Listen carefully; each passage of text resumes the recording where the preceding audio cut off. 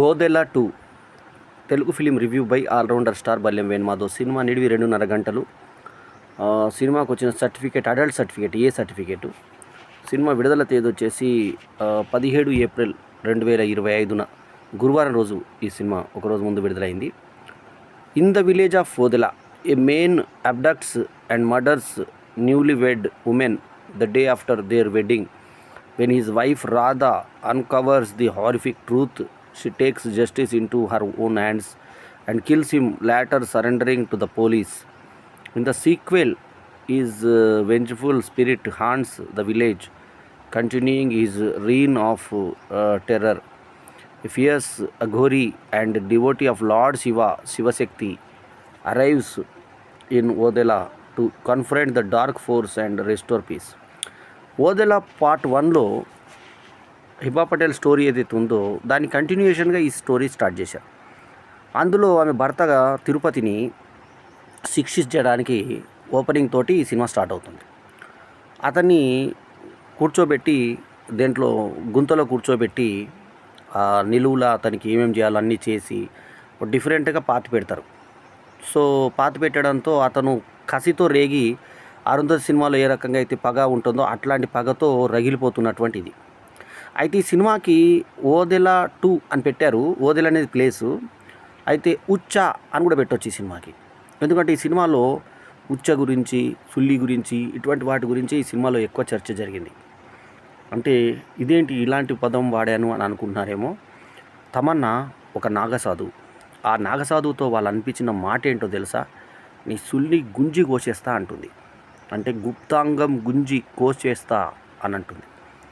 అసలు నాగసాధువుకు ఆమె గుప్తాంగం మీద ఎటువంటి కాన్సన్ట్రేషన్ అనే డైలాగ్ రాయడమే ఎంత పొరపాటుగా ఉంటుందో ఊహించుకోండి. ఆమె అతని చుల్లిని గమనించిందా?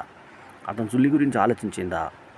రజస్వల అయిన నుంచి రజస్వల కంప్లీట్ అయ్యేదాకా, అంటే ఋతుక్రమం కంప్లీట్ అయ్యేదాకా ఏ వ్యక్తిని ముట్టుకోనిటువంటి ఒక దేవుని పూజ ఎవరైతే చేస్తారో వాళ్ళని నాగసాధువు అంటారని, అలా అంటే అంత పవిత్రంగా ఉంటారు వాళ్ళు అని చెప్తూ ఆమెకి గుప్తాంగం గుంజిగోస్తా బిడ్డ అని చెప్పి ఏదో పంచ్ డైలాగ్ కోసము ఏదో ఫ్యాక్షన్ సినిమాకు పెట్టినట్టుగా డైలాగ్ పెట్టారు. తర్వాత తిరుపతి అని పెట్టారు విలన్ పేరు. అది మరింత ఆక్షేపణీయం. ఇది పక్కన పెడితే రేపిస్ట్గా పూజారిని చూపించారు, అతన్ని కొట్టడం చూపించారు, తన్నడం చూపించారు. తర్వాత అతన్ని అనుసరించినటువంటి వాళ్ళలో నీ గుద్దలో పెడతాను అని చెప్పేసి పోలీస్ ఆయనతో నాగమహేష్తో డైలాగ్ అనిపించారు. సో ఇట్లా సుల్లి, గుద్ద, ఉచ్చ ఇవి పెడితే ఇంకా సినిమాలోనేమో ఉచ్చకు సంబంధించిన సన్నివేశాలు ఏంటి అంటే ఫస్ట్ పంతులు కూర్చొస్తుంది, పోసుకుంటూ ఉంటాడు, శవ మీద పోస్తాడు, జాగరే దొరకనట్టు గడ్డ మీద వస్తాడు. ఆ గడ్డ మీద పోస్తే లోపలికి అమీర్పేట్ గ్రాఫిక్స్ లాంటి గ్రాఫిక్స్ పెట్టారు. అది అలా రిపీట్ గ్రాఫిక్స్ మీదకి వెళ్ళిపోయి ఆ లోపల ఉన్న శవంకు తగులుతుందంట. అప్పుడు అతనికి చెప్పు దీంట్లో దిగి, ఇది కాలికి ముళ్ళు దిగి అతను రక్తం గారుతుందంట. రక్తంతో అతను బయటకు వచ్చాడు. ఆహ్వానం బయటకు వచ్చేసి మొత్తం ఊరంతా కింద మీద చేశాడు అన్నట్ట. ఇది విరూపాక్ష అని ఒక సినిమా వచ్చింది సాయిధరం తేజ్ది. అందులో Samyuktha Menon heroine. Cinema super hit అయింది. ఆ సినిమాను కొంత పోలిన కథ. అంటే అందులో ఊర్లో ఒక ఇది కావడం అంత మిస్టీరియస్ ఇవి. ఆ తర్వాత మంగళవారం అని ఒక సినిమా వచ్చింది. ఇతను RX 100 డైరెక్టర్తో వచ్చిన సినిమా. సో అందులో హీరోయిన్గా ఫేమస్ వాళ్ళు నటించారు.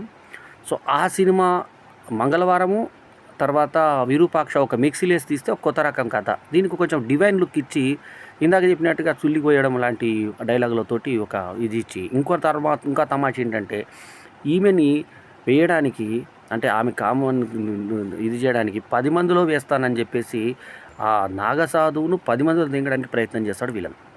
అది ఇంకొక ఘోరం. ఊరందరి ముందు అందరూ అలా తమాషా చూస్తున్నాడు, బాధపడుతున్నా చూస్తూ ఉంటారు. కళ్ళు పూసుకుందామనో లేకుంటే అక్కడి నుంచి వెళ్ళిపోదామనో స్పృహలు కూడా లేకుంటే మగవాళ్ళు కూడా తమాషా అలా చూస్తూ ఉంటారు.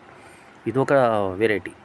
ఇంకా ఓం నమ శివ ఓం నమ శివ అంటుంది. కాకపోతే శివాలలో సప్త అని చెప్పి ఆ తర్వాత ప్రథమకు ఏక అట్లా త్రియం అంటూ ఆ వాక్యాలకి ఒక్కొక్క పరమార్థం వచ్చేలాగా చేసి లాస్ట్కు త్రిశత అంటే త్రిశత సహస్రం అంటే ఇన్ని సహస్రాలు చేస్తే బాగుంటుంది, పవర్ఫుల్ అయిపోతారు అనేటువంటి అలాంటి వాటిని తీసుకొని ఇచ్చేశారు.